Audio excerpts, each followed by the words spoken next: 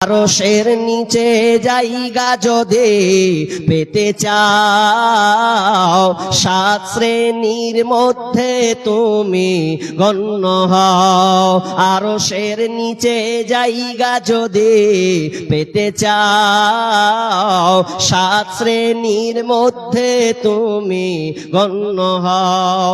শাসক যদি হয়ে থাকো, নেই পরায়ণ হও। ইবাদতের মধ্য দিয়ে যৌবন কাটাও। আরশের নিচে জায়গা যদি পেতে চাও, সাত শ্রেণীর মধ্যে তুমি গণ্য হও। মসজিদেতে বেঁধে রাখো তোমার ওই অন্তর, আল্লাহর জন্য ভালোবাসো যুগ দেখে যুগান্তর। আরশের নিচে জায়গা যদি পেতে চাও, সাত শ্রেণীর মধ্যে তুমি গণ্য হও। চক্ষু দিয়ে অশ্রু ঝরাও আল্লাহর শরণে, আল্লাহকে ভালোবাসো রমনে বরণে। চক্ষু দিয়ে অশ্রু ঝরাও আল্লাহর শরণে, আল্লাহর জন্য ভালোবাসো রমনে বরণে। আরশের নিচে জায়গা যদি পেতে চাও, সাত শ্রেণীর মধ্যে তুমি গণ্য হও।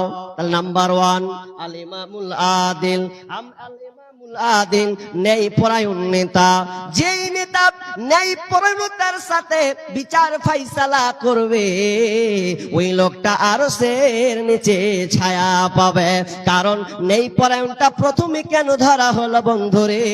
এটা খুব একটা দামি জায়গা, মূল্যবান একটা জায়গা, এত দামি একটা জায়গা যে জায়গাটার পদ পেয়েছে, যে মেম্বার হোক, প্রধান হোক, সর্দার মরল যে হোক না কেন, যে পদটা পেয়েছে নেই বিচারের পদটা, তাকে হালাল ভাবে সুন্দর ভাবে তাকে করতে হবে। আল্লাহ রাব্বুল আলামিন বলছেন, ওয়াইদা হাকামতুম বাইনান নাসি ওয়া তাহকুমু বিল আদল। যখন তোমরা বিচার ফাইসালা করবে, তখন তোমরা ওই বিচার ফাইসালাকে ন্যায় পরায়ণতার সঙ্গে করবে।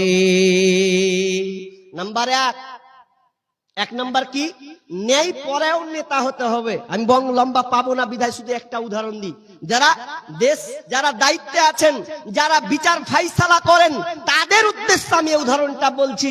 বহুত খাতরা জায়গাতে আপনি আছেন, বহুত খাতরা জায়গায় আছেন, আপনি সম্মানীয় জায়গাতে আছেন, কিন্তু আবার অপোজিটে আপনি খাতরা জায়গাতে আছেন। কেমন ভাই? আপনার জনগণ সম্মুখে একটা কথা বলুন তো, যার হেলিকপ্টার আছে তার দাম বেশি না সাইকেল আছে তার দাম বেশি? আরে কথা বলেন না রে ভাই। যার হেলিকপ্টার আছে তার দাম বেশি। বিশাল পয়সাওয়ালা, চারটিখানি ব্যাপার, হেলিকপ্টার একাই 100। আর একজনের সাইকেল আছে।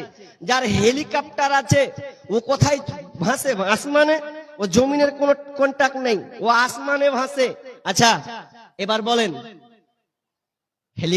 হেলিকপ্টার ওয়ালা খাতরাতে আছে না সাইকেল ওয়ালা খাতরাতে আছে? এবার হেলিকপ্টার খাতরাতে আছে। কেমন খাতরা?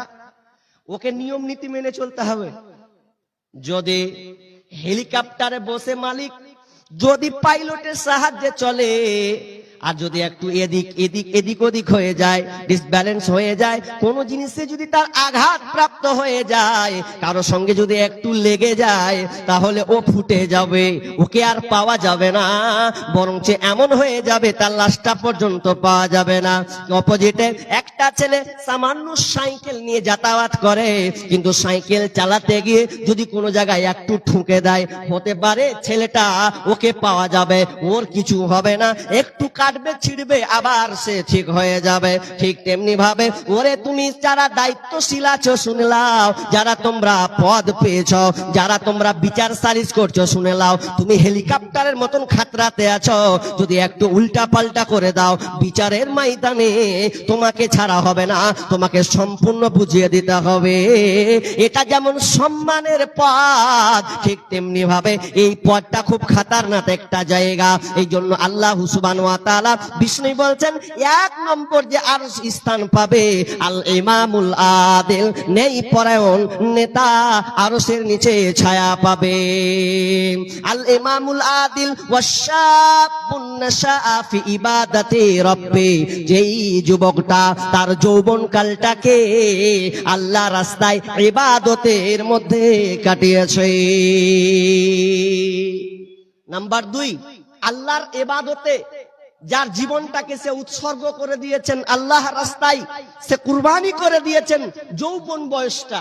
ভালো করে শুনবেন, একটা মানুষের লাইফ জীবন 60 বছর, 65 বছর, 70, 80 বছর, কিন্তু যৌবনের বয়সটা কিন্তু সব সময় নাই। এজন্য বিষ্ণু বলছেন ইকতানিম খামসান ক্বাবলা খামসিন, তোমরা 5টা জিনিস আসার আগে 5টা জিনিসের মূল্যায়ন করো। নাম্বার 1, শাবাবাকা ক্বাবলা হারামিক, তুমি বার্ধক্য আসার আগে, তুমি বৃদ্ধ হওয়া আসার আগে, বয়স হওয়ার আগে, তুমি যে বার্ধক্যে পাসার আগে যে তুমি যৌবনটা পেয়েছো, এই যৌবনটাকে তুমি আল্লাহ রাস্তায় কাজে লাগাও। তুমি যৌবনটাকে তুমি সঠিক জায়গায় কাজে লাগাও, কারণ যৌবন একবার পাবে, দ্বিতীয়বার মাথা ঠুকে যদি আল্লাহর কাছে চাও আল্লাহ তোমাকে দ্বিতীয় চান্স দেবে না।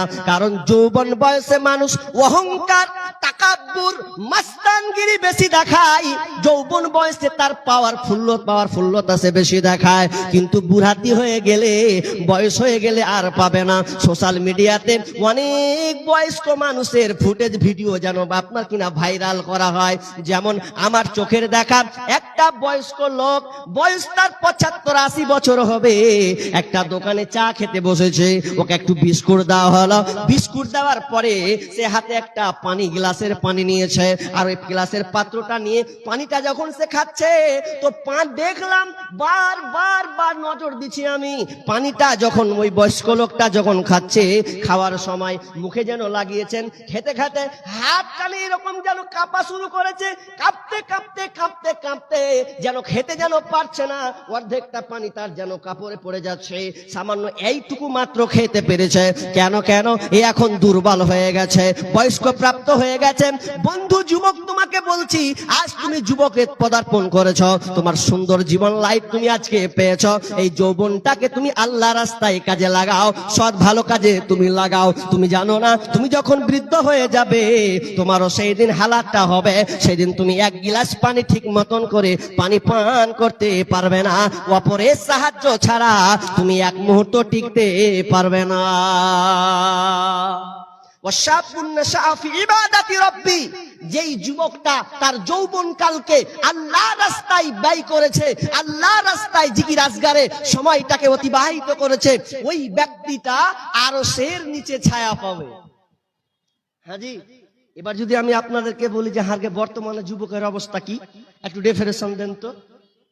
বর্তমান যুবক কি হালাত হবে? ধরা হয় যুবক, তোমার জীবনটা, তোমার যৌবন পদার্পণটা কোন দিকে গেছে? জি, আজকের বর্তমান মসজিদগুলো বিরান হয়ে গেছে। দেখেন মসজিদগুলো কি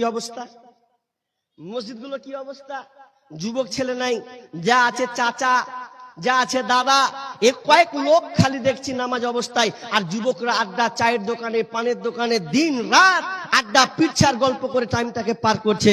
যুবক, তুমি জানো না যৌবনের দাম, যৌবনের পাওয়ার এতটা তুমি যৌবন বয়সে যা পারবে বৃদ্ধ বয়সে তুমি পাবে না। তবে আমি ওই চাচাদেরকে সুসংবাদ, ওই দাদুদেরকে সুসংবাদ, যারা বার্ধক্যে চলে গেছে, যদি ওই চাচা ওই দাদুটা যৌবন বয়সে ঠিক মতন আল্লাহর ইবাদত করে, ঠিক মতো আল্লাহকে পাঁচ ওয়াক্ত নামাজে পাবান থাকে, যদি ওই চাচাটা ওই বৃদ্ধ লোকটা যদি বুড়িয়ে যায়, যদি বুড়িয়ে যদি যায়, এরপরেও বুড়িয়ে গেলেও সে সবটা নেকিটা পেয়ে যাবে, সবটা নেকিটা পেয়ে যাবে, সবটা নেকি পেয়ে যাবে। কারণ যৌবন বয়সে নামাজ পড়েছে, যৌবন বয়সে তাহাজ্জুদ গুজার ছিলেন, যৌবন বয়সে বেশি দান করেছে, যৌবন বয়সে মানুষের সাহায্য নিয়েছে, কিন্তু এখন পারছে না। কেন?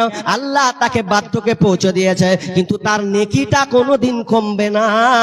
কিন্তু আফসোস তাদের জন্য যারা যৌবন বয়স পেল, পাওয়ার পর তার যৌবনটাকে কাজে লাগাতে পারলো না।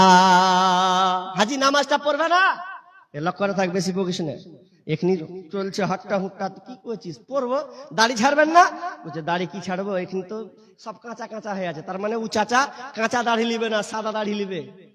অবস্থা খুব খারাপ। আর আমাদের বর্তমানে যুবকরা, আমি আর একটা কথা বলি, আমাকে বলছেন চলো দেন বায়নার করিয়েন না, মনে হয় আদায় করুন। এখন আদায় করতে হবে আমাকে। জি, তো আমি যেটা বলছি লাস্ট কথা, তাহলে আমি আর তর্জমা করছি না। তবে একটা কথা বলি, যুবক আমি তোমাকে খুব ভালোবাসি, আমিও যুবক, তোমরাও যুবক বসে আছো, কিন্তু তুমি একবার ভাবো তোমার যৌবনটা তুমি কোন কাজে লাগিয়েছো, কোথায় ব্যয় চলছে তোমার। আজকে বর্তমানের পর্যবেক্ষণ করব, একটু গবেষণায় নামি না। আজকে বর্তমানে যুবকরা কোথায় দাঁড়িয়েছে? বর্তমান যুবকরা মসজিদ বাদ, ইবাদত বাদ, মসজিদ বাদ দিয়ে যুবকের যে অতিবাহিত সময়টা কাটছে মোবাইলে, ঠিক না বে ঠিক? মোবাইলে তার জীবনটাকে, যৌবনটাকে পার করছে। তো যৌবনটা কেন পার করছে? মোবাইলের সঙ্গে একটা লিঙ্ক দ্বিতীয়টা আছে, তার নাম দ্বিতীয়টা হচ্ছে নারী। কোন নারীর ফাঁদে পড়ে আছে, আর ওই ফাঁদে পড়ার কারণে যুবকটা আল্লাহকে ভুলে গেছে। তার মানে যুবক, তুমি যৌবন বয়সে যে তুমি এই অশ্লীলতা বেহাপনার মধ্যে ঢুকে আছো, এটা তোমাকে এখনই ফিরে আসতে হবে। যদি তোমার কাছে কোনো মেয়ে নাম্বার থাকে, ওটাকে ডিলিট করতে হবে। তুমি যদি ডিলিট করতে পারো, তাহলে তোমার জন্য আরশের নিচে ছায়া থাকবে, নচেত ওই নারী তোমার কোনো উপকারে আসবে না, বরং তোমার পুরো লাইফটাকে বরবাদ করে দিবে। বর্তমান যুবকরা এখন মোবাইলের আক্রান্ত হয়েছে। আক্রান্ত হওয়ার কারণে তারা লাইফটাকে বরবাদ করে দিয়েছে।